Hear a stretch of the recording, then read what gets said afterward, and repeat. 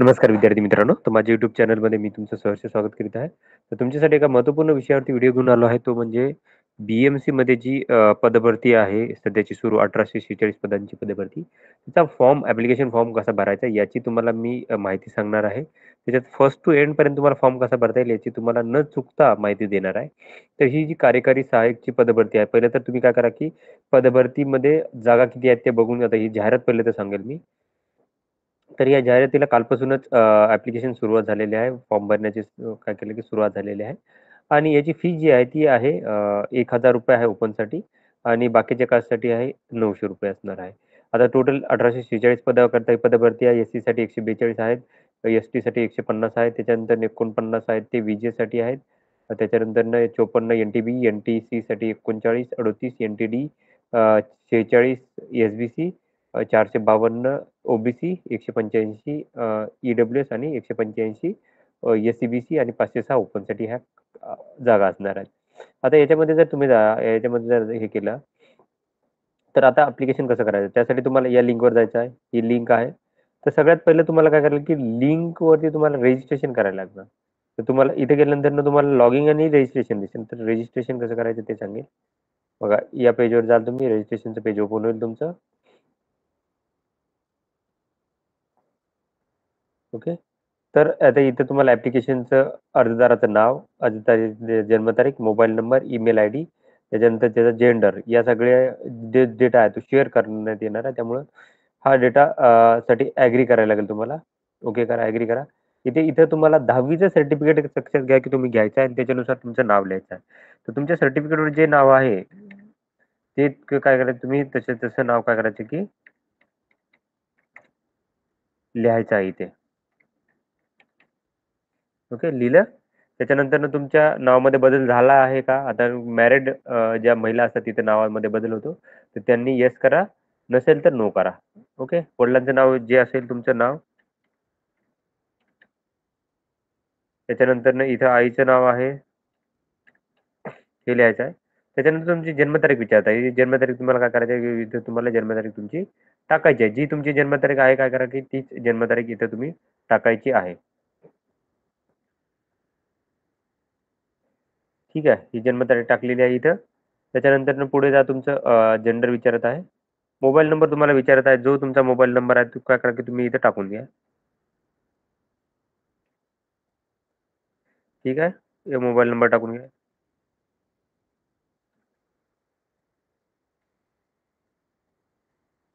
त्याच्यानंतरनं इथं alternate number असेल तर ठीक, नाहीतर इथे ईमेल आयडी टाकायची आहे तुमची. ईमेल आयडी इथे टाकून घ्या.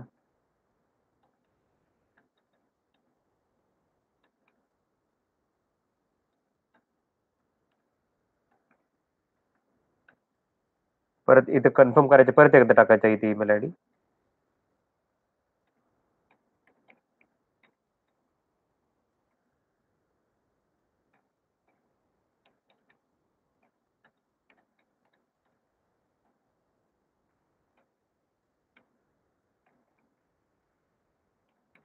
टाकलेलं आहे हे दोन्ही टाकलेलं आहे. त्याच्यानंतरनं टेस्ट तुमच्या परीक्षा ओके.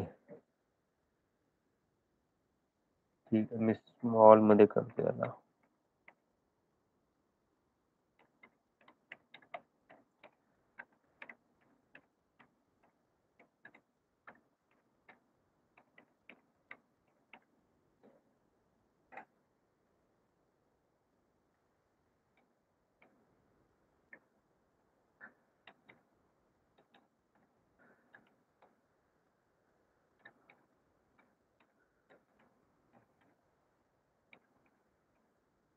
टाकलेलं आहे. त्याच्यानंतर इथं टेस्ट प्रेफरन्सेस आता कुठे द्यायचे तुम्हाला सपोज आता मी काय करेल, की पहिलं सेंटर जे आहे ते नागपूर देईल नागपूरमध्ये असल्यामुळे. त्याच्यानंतर नागपूरच्या जवळपासच सपोज असतील काही सेंटर तर ते देईल. सपोज माझ्या इथे जवळपास आता चान्सेस दिसतात अमरावती, नागपूर परत दिसत आहे पण घेता येणार नाही. वाटलंच तर मी मुंबई घेईल, ठीक आहे. आणि तिसरं मी काय करेल, की इथंच पुण्याचं वगैरे घेईल सेंटर. ओके करा इथे. ठीक आहे. इथे जनरेट ओ-टी-पी करायचा आहे. आता तुम्हाला इथे कॅप्चा टाकायचा जो कॅप्चा तुम्हाला दिसत आहे इथे.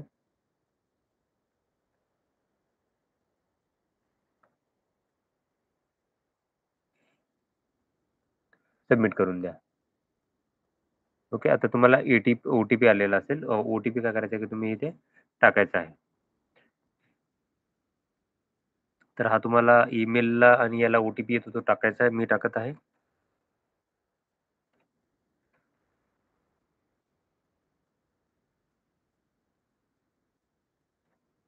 टाकला, व्हॅलिडेट करा. व्हॅलिडेट झालेला आहे. ॲग्री करा. परत इथे कॅप्चा टाकायचा आहे.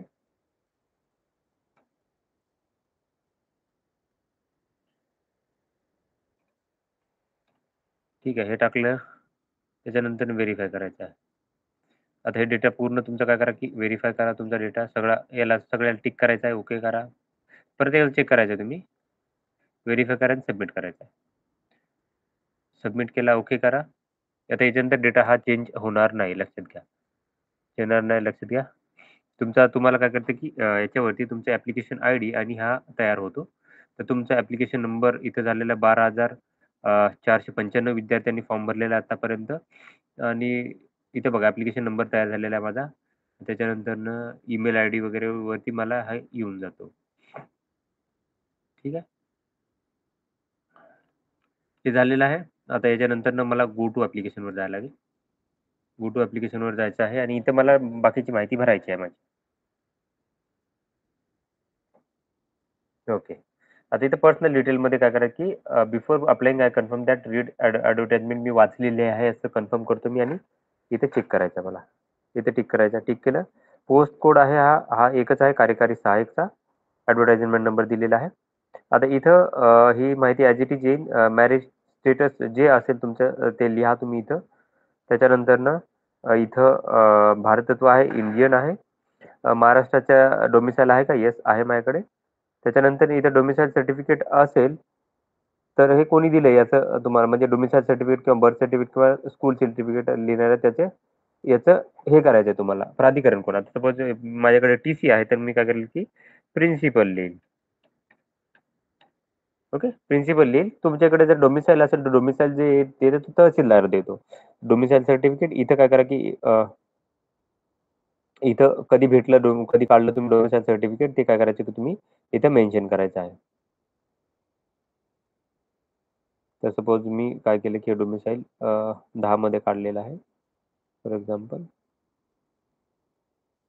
जन्म हे तारीख काढली इथे. त्याच्यानंतरनं पुढे आहे इथं सर्टिफिकेट नंबर.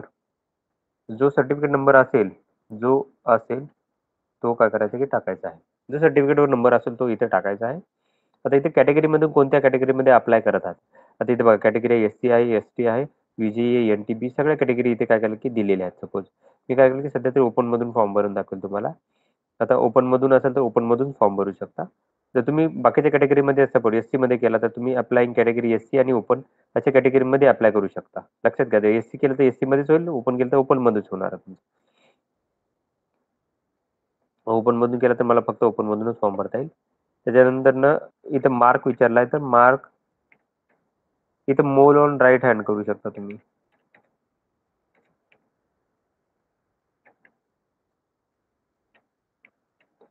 ओके. इथं मोल आहे राईट हँड करायचं. राईट हँड वरती मोल आहे असं हे होतं. मोल म्हणजे तीळ आहे. पुढे चेस्टवरती वगैरे. आता इथं तुम्हाला विचारत आहे की कोणतरी एक पुरावा लागत आहे तुम्हाला. तर तुमच्याकडे पॅन कार्ड आहे का? आहे तर येस करा. आता कुठलातरी एक पुरावा लागणार. लक्षात घ्या. मिनिमम 1 पुरावा लागणार आहे. तुमच्याकडे जेवढे असतील तुम्ही टाका, पण काही गरज नाहीये. सध्या एकच लागत आहे, एक करा. बाकीचे नो करतात म्हणजे ड्रायव्हिंग लायसन्स आहे का? येस असेल, येस करा. वोटर आयडी कारण हे पूर्ण इन्फॉर्मेशन तुम्हाला भरायला लागेल तुम्हाला मग. हे कुठलंतरी एक लागेल आणि हेच ओळखपत्र तुम्हाला नंतरनं घेऊन जाणार आहे. आता मी काय करेल की फक्त एक टाकेल आणि बाकीचं काय केलं की सध्या तरी नाही करत. ते तुम्ही सगळे टाकू शकता जर तुमच्याकडे असतील, तर काय करायला लागेल की हे सगळे टाकायला लागतील. म्हणजे पासपोर्ट असेल पासपोर्ट, वोटर आयडी असेल वोटर आयडी, बँक पासबुक असेल बँक पासबुक असेल तर त्याची ओळखपत्र मिनिमम एक पाहिजे. तर तुम्ही काय करा की मिनिमम एक टाका. मी सध्या तरी आता फॉर्म भरण्यासाठी लेंदी होतं त्यामुळे काय करेल की तुम्हाला एकच सध्या काय करेल की करून दाखवेल सध्या. आता इथे पॅन कार्ड नंबर तुम्हाला विचारलेला आहे.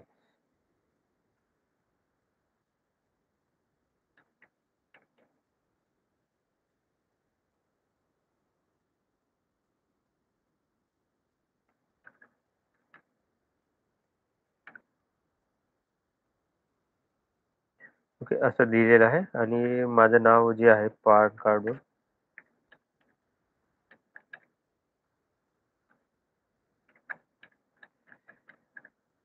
ठीक आहे. हे झालेलं आहे. हं, चेक करा आणि सेव्ह नेक्स्ट करा. डेटा सेव्ह झालेला आहे. आता बघा, ॲडिशनल डिटेलमध्ये तुम्ही जर कर्मचारी असाल राज्य शासनाचे वगैरे, तर इथं तुम्ही आहे का इथे स्टेट गव्हर्नमेंटचे, सेंट्रल गव्हर्नमेंटचे तर तुम्ही कर्मचारी आहात तर येस असेल केला, तर तुम्हाला ऑर्गनायझेशन नाव टाकायला लागेल आणि तुमचं इथे हे टाकायला लागेल. येस केलं सपोज तर हे असेल. जर काही करत नसेल तर नो करा. तुम्ही जर काय करा, की बी-एम-सीमध्ये तुम्ही प्रकल्प बाधित आहात का? येस असेल येस, अदरवाईज नो करा. त्याच्यानंतरनं तुम्ही जर काय करा, ठाणे जिल्ह्याच्या भातसा धरणातील प्रकल्पग्रस्त आहात का? येस असेल येस, अदरवाईज नो करा. भूकंपग्रस्त असाल तर येस असेल येस, नो करा. पार्ट टाईम म्हणजे अंशकालीन उमेदवार असाल तर येस असेल येस, अदर नो. आता पार्ट टाईममध्ये लक्षात घ्या, की हे वेगळे उमेदवार आहेत. इथे तुम्ही जर पदवी अंशकालीन म्हणजे हे तुम्ही ओपन युनिव्हर्सिटीमधून घेतली वगैरे असेल तर तिथे येस करू नका. इथं खूप अडचण होते मुलांना. तर पदवीधर अंशकालीन ही वेगळी कॅटेगरी आहे. जे विद्यार्थी म्हणजे यांची एज जवळपास 70च्या 60 पर्यंत आहे वाटतं. 50 ते 60च्या दरम्यान यांची एज असणार आहे आणि यांची जन्मतारीख 70 पासून असेल त्यांची जन्मतारीख या उमेदवारांची. यांची यादी वेगळी आहे. तर हे उमेदवार तुम्ही असं हे करू नका. तर नो करा इथं. तुम्ही असाल तर येस करा. एक्स सर्व्हिसमॅन येस असेल येस, खेळाडू असेल येस असेल येस, नो करा. डिसेबल असाल तर येस किंवा येस असेल, अदरवाईज नो करा. त्याच्यानंतर फ्रीडम फायटर वगैरे असाल तर येस असेल, नॉमिनेट केलं असेल तर येस असेल येस, नो करा. ऑर्फन येस असेल येस, अदरवाईज नो करा. अदर डिटेल तर तुम्ही डिबार्ड केली आहे का एक्झाममधून येस असेल येस, अदर नो करा. एफ-आय-आर केली आहे का येस असेल येस, अदरवाईज नो करा. त्याच्यानंतरनं तुम्ही अरेस्ट केलेलं आहे का डिटेन केलं तर येस असेल येस, अदरवाईज नो करा. त्याच्यानंतरनं तुम्ही तुमच्यावरती खटला वगैरे दाखल केला आहे का त्यावेळेस येस असेल येस, अदरवाईज नो करा. त्याच्यानंतरनं तुम्ही काय करा, की फौजदारी दाखला वगैरे गुन्हा केलेला आहे त्यासाठी तुम्ही एखादा बॉन्ड किंवा हे केलं लिहून दिला आहे का येस असेल येस, अदरवाईज नो करा. त्याच्यानंतरनं तुम्हाला विद्यापीठाकडून कोणाला तुम्हाला जर कॉपी केसमध्ये पकडलं वगैरे असेल त्याच्या संदर्भात तुमच्याकडनं काही शिक्षा वगैरे झाली असेल तर येस असेल येस, नो करा. क्रिमिनल प्रोसिडिंग वगैरे असेल तर येस असेल येस, नो करा. त्याच्यानंतरनं तुमच्याकडे डिपार्टमेंटल इन्क्वायरी किंवा कोर्ट प्रोसिजर येस असेल येस, नो करा आणि सेव्ह नेक्स्ट करा. आता तुम्हाला इथं काय करायला लागेल, तुमचा पत्ता विचारताय. तर तुमचा जो काही पत्ता असेल इथे तुमचा पत्ता लिहायचा इथं.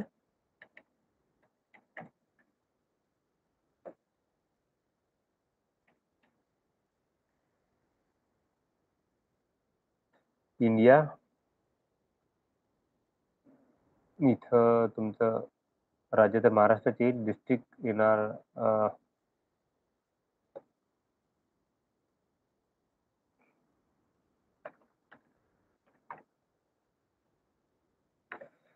येस करा. इथे ऍड्रेस सेमच आहे कारण डबल डबल करायला लागेल. सेव्ह आणि नेक्स्ट करा इथे. ओके. तर तुम्ही काय केलं, की 10वी आहे ती फर्स्ट अटेम्प्टमध्ये प्रयत्न हे केले का तिथं बघा विचारत आहे. नो केलं तर काय करेल, की तुम्हाला फॉर्म भरता you are not eligible for the post येतं. तुम्ही जर 10वी पहिल्या प्रयत्नामध्ये केली असेल तर. त्याच्यानंतरनं त्याच्यानंतरनं जर पुढे गेलो आपण इथे, तर येस केलं आपण तिथे नो करेल.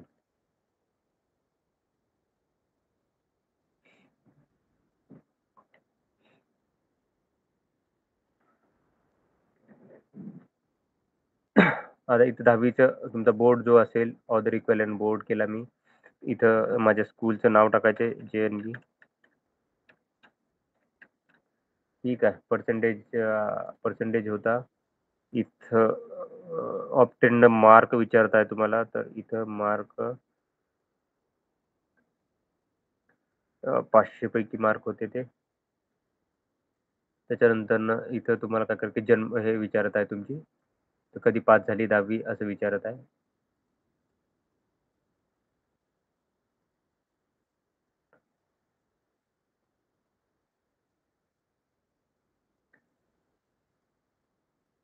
ठीक आहे. 10वी झाली.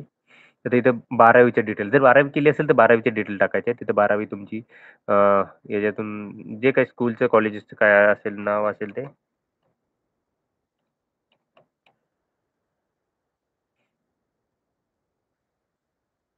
इथे परत काय करा, की तुम्ही जे ज्याच्या मधून मार्क होते तुमचे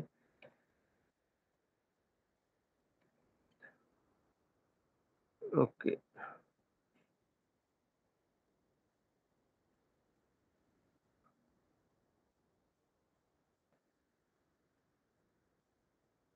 तारीख लिहिली आहे. डिग्रीच्या रिलेटेड आता ते तुम्हाला डिग्रीचं कंपल्सरी विचारत आहे. डिग्री काय आहे? तर इथं जर बघा तुम्ही पहिल्या प्रयत्नात झाले काय? नो जर केलं तर तुम्ही not eligible for the post म्हणत आहे. तुम्ही येस करा. कोणती ग्रॅज्युएशन डिग्री? आता इथं तुम्हाला काहीतरी युनिव्हर्सिटीचं विचारत आहे तुम्हाला.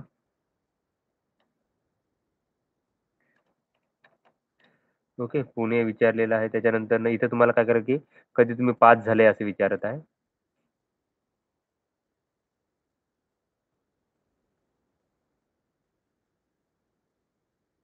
ओके. त्याच्यानंतर इथं तुम्हाला पर्सेंटेज होता, CGPA होता, सगळा जो काय असेल तो. ग्रेड पॉइंटर आहे, जे काय असेल ते तुम्हाला विचारत आहे आता. आता तुम्हाला काय करेल की सपोज पर्सेंटेज बेस्ड होता सपोज तर इथं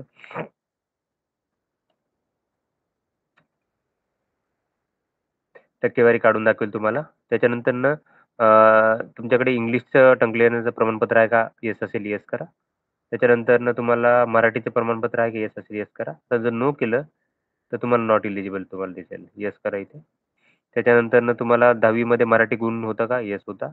10वी मध्ये तुमच्याकडे इंग्लिशचं होतं का 100 मार्काचं? येस असेल येस. 7 नेक्स्ट करा. आता त्याच्यानंतर तुम्हाला काय करायचं की हे फोटोग्राफ्स अपलोड करायचे. लक्षात घ्या. त्याच्यामध्ये काय करायचं तुम्हाला फोटोग्राफ्स म्हणजे काय करायचं की तुम्हाला स्वतःचा फोटो करायचा आहे. त्याच्यानंतर सिग्नेचर, 10वीची मार्कशीट, 10वीचं सर्टिफिकेट. त्याच्यानंतर तुम्हाला फर्स्ट अटेम्प्टमध्ये प्रयत्न केला याचं सर्टिफिकेट करायचं आहे. त्याच्यानंतर HSCचं सर्टिफिकेट, 12वीचं सर्टिफिकेट, 12वीचं बोर्ड सर्टिफिकेट आणि मार्कशीट सबमिट करायचं आहे. त्याच्यानंतर upload all semester with ATKT certificate तुम्हाला सही करायला लागेल. त्याच्यानंतर तुम्हाला ग्रॅज्युएशन फर्स्ट अटेम्प्टसाठी तुम्हाला सर्टिफिकेट अप्लाय करायला लागेल. प्रयत्न डिग्री सर्टिफिकेट अप्लाय करायला लागेल. त्याच्यानंतर तुम्हाला LC किंवा तुमचं हे असेल डोमिसाईल सर्टिफिकेट ते सबमिट करायला लागेल. त्याच्यानंतर स्मॉल फॅमिली सर्टिफिकेट तुम्हाला सबमिट करायला लागेल.